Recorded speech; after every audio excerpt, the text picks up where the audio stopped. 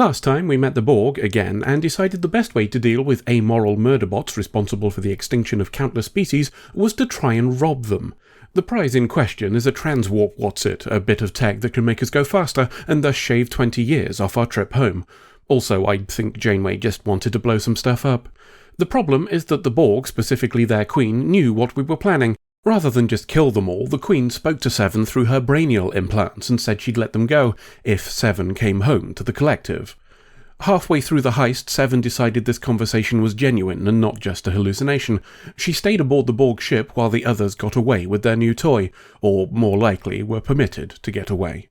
Seven was taken back to Murderbot Central to meet with Queen Elizabeth II, her predecessor having been fucked up by the next-gen lads. There we learned the reason she's not been instantly reassimilated is because Seven is a pet project of the Queen. Escaping from the collective in the first place was, apparently, all part of a plan to gather data on life after being emancipated, perhaps as some sort of Borg customer satisfaction survey. We rejoin the crew of Voyager as B'Elanna's busy plugging in the transwarp what's-it we nicked. They're ahead of schedule, largely because B'Elanna used principles that Seven had theorized in her personal logs. Janeway's not impressed at B'Elanna invading Seven's privacy, which is a bit rich from someone who said she'd give the logs of Seven's parents to Chakotay if she had to, but will let it go. B'Elanna thinks Seven was never really one of them, and her decision to stay on the Borg ship proves it, but Janeway isn't so ready to write her off and shuts B'Elanna down. She's similarly cagey with Chakotay, wondering why Seven would choose now to make this decision. She's had opportunities to leave before, so it doesn't make sense. He's of the same opinion as B'Elanna, quoting Seven herself saying that she'd betray them. Janeway remains unconvinced. It's a mystery, and we all know how she feels about those, so she's giving it a poke. In this case, that involves checking through sensor logs and asking the computer to do a science on them. While it ticks over, Tuvok arrives with someone who'd like an appointment. It's Naomi, and she's not taking the departure of Seven lying down. She's even drawn up her own proposal. Okay, that proposal essentially boils down to let's track Seven, but it's still more productive than most of the ideas Neelix has. Janeway assures her that she has no intention of abandoning a member of her crew, and a beep from the computer gives her a good reason not to. The logs she was looking at showed more than just background signals once they had science done to them. They're Borg frequencies, and they were all aimed at Seven's cargo bay. Back in Borgtropolis, Seven's had a couple of upgrades installed, though didn't have much of a say in the matter. She's not pleased by the development, but the Queen assures her she'll not be turned into a drone. She's far too important for that.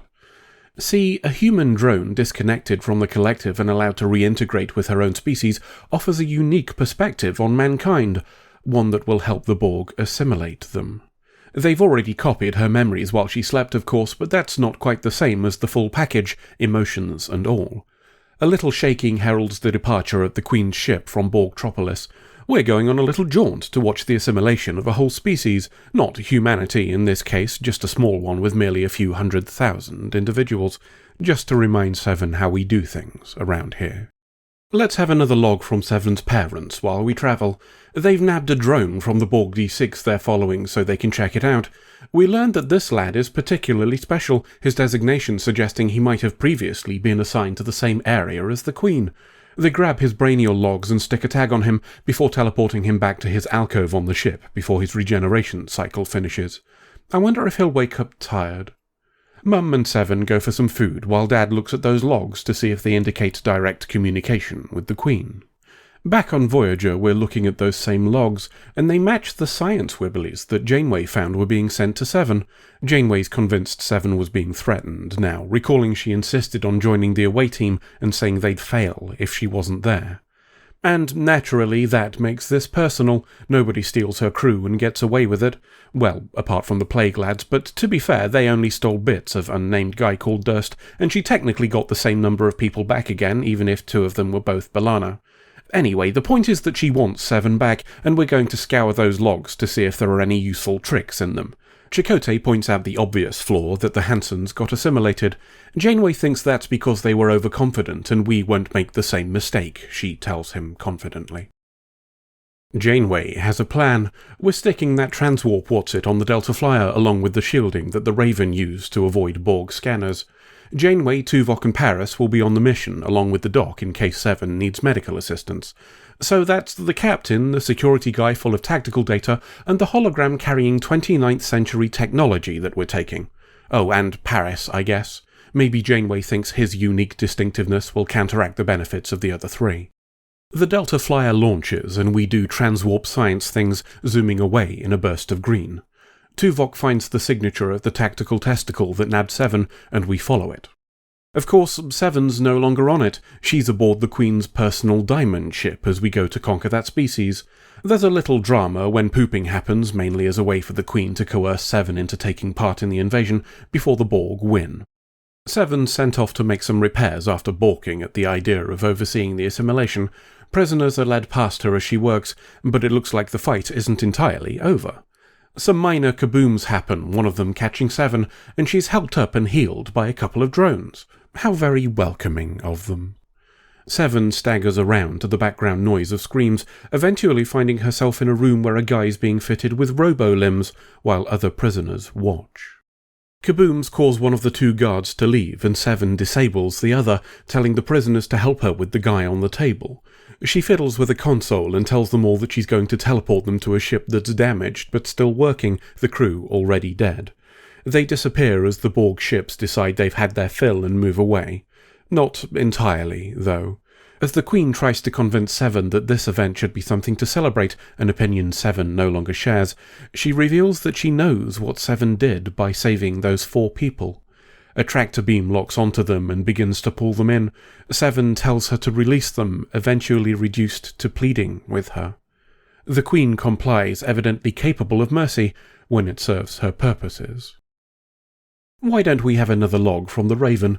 Shit's gone south real quick for Seven's parents. There was a space storm and it knocked their masking shield out for a few seconds. That was ample time for the Borg D6 they've been following to notice them, ask what the bloody hell they think they're playing at, and give chase. The plan now is to try and find a planet and hunker down. If it's too much trouble to find them, maybe the Borg will bugger off. I guess we know how that turned out for them.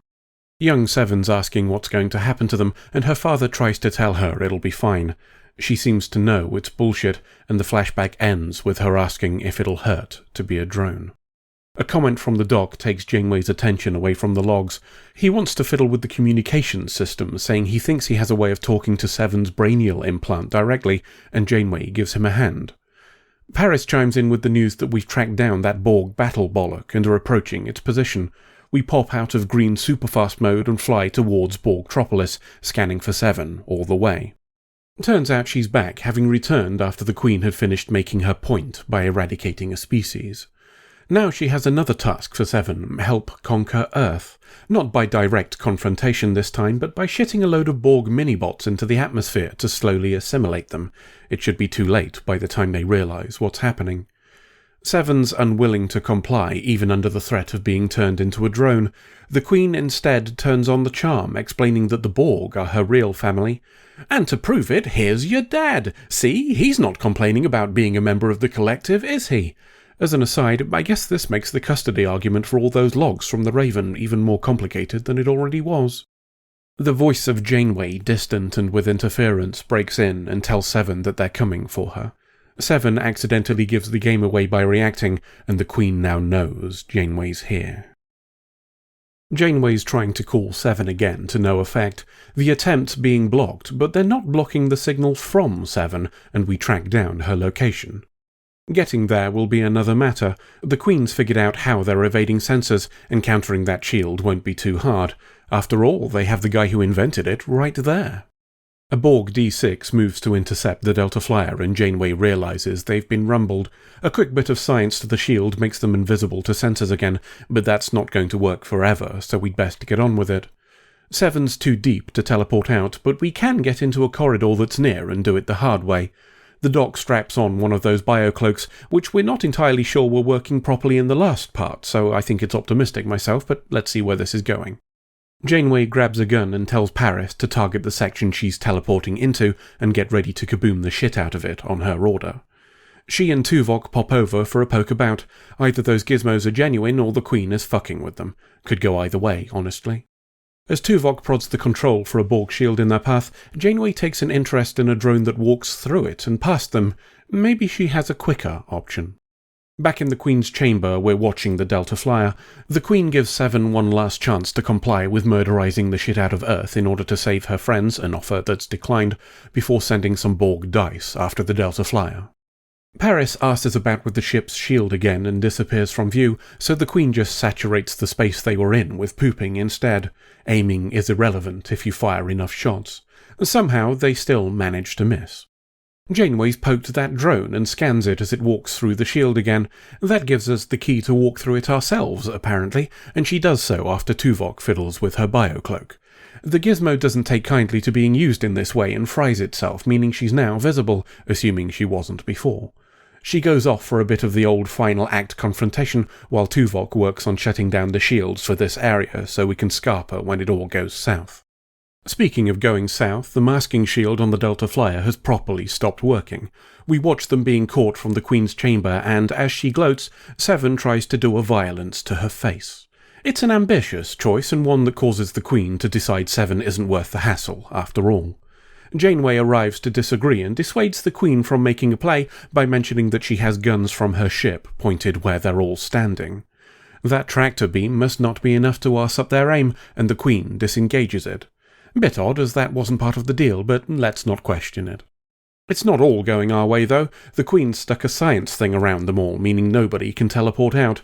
Both of Seven's adoptive mums tell her to follow their orders, which is a bit of an odd way of convincing someone to choose you, but she sides with Janeway and turns off the science thing so they can all teleport out. The Queen tries to stop them, meaning Janeway gets to shoot a piece of her throne at Seven's suggestion before everybody scarpers.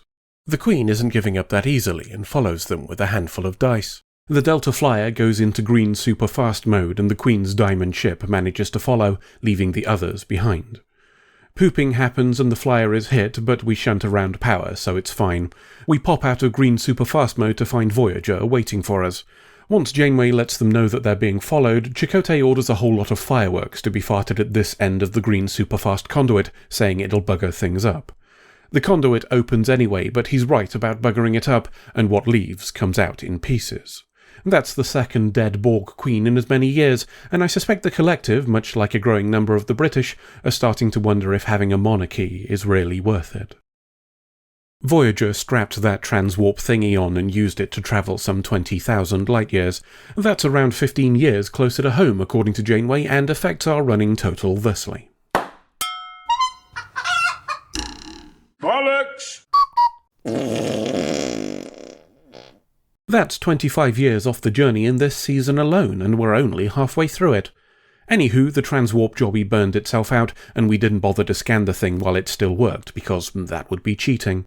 In addition, Seven managed to nab a shitload of Borg data while she was reconnected. With a little luck, it should provide at least half a dozen MacGuffins to solve problems in future episodes. But downloading that can wait, as the doc ordered Seven to regenerate for at least 2 days. She ignored that order, obviously, so Janeway repeats it, wishing her sweet dreams as we fly away. Well then, I suspect your opinion of this two-parter will depend on your view of the central premise. Does the idea that Seven is a cunning plan to understand and thus undermine humanity carry water?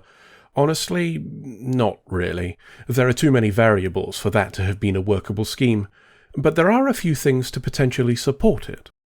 The defeat of the Borg Queen in Star Trek First Contact was just a month before the events of Scorpion in Voyager.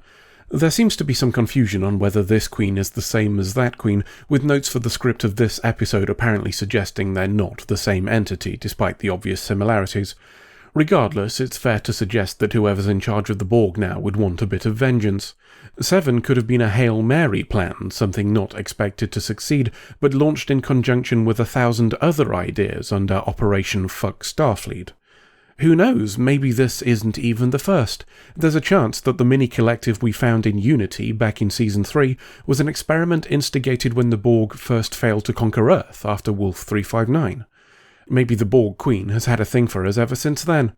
Getting your arse handed to you by an upstart inferior race certainly wouldn't be good for the ego, and the idea of multiple Machiavellian plans certainly plays into the display of subterfuge and manipulation that we've seen here. The Borg as a whole might be a sledgehammer, but that doesn't mean the Queen can't wield individual parts of it as a scalpel. Seven gets the lion's share of the attention in this one for obvious reasons. Jeri Ryan puts in good and varied work here, her flashes of emotion sufficiently low-key to be convincing for the character. A chance to see some backstory is always welcome, and this is no different, not least of which for the exploration of her complicated attitude towards her parents. Familial trauma is starting to be somewhat of a theme in Voyager. Maybe Kim keeps getting overlooked for story because he gets on so well with his mum and dad. Susanna Thompson plays a delightfully convincing, manipulative arsehole. While I'm personally a bit tired of the Borg getting wheeled out whenever Trek needs a baddie that'll draw the crowds, her underhanded and devious take on the Borg Queen is sufficiently fun to keep it ticking along. Before we go, I'm giving some points to the doc in this one as well. When Janeway expresses a little admiration for Seven's parents, the doc instead focuses on how shitty they were for putting a child in harm's way to satisfy their own curiosity. For all his faults, he's generally the most consistent from an ethical perspective, and pointing out that Seven should never have been in the position to begin with was a welcome inclusion. End of episode.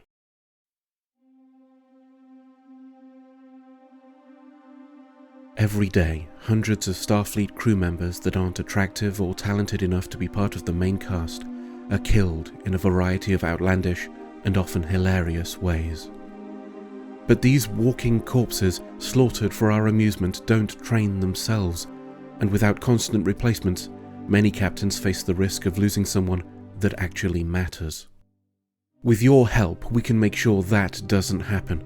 For just $1 a month at patreon.com/USSpedant, you can fund recruitment campaigns on planets that don't know any better, ensuring there's always an unnamed ensign ready to die, so the pretty people don't have to. Unless we need a ratings boost or it's the last season. Thank you.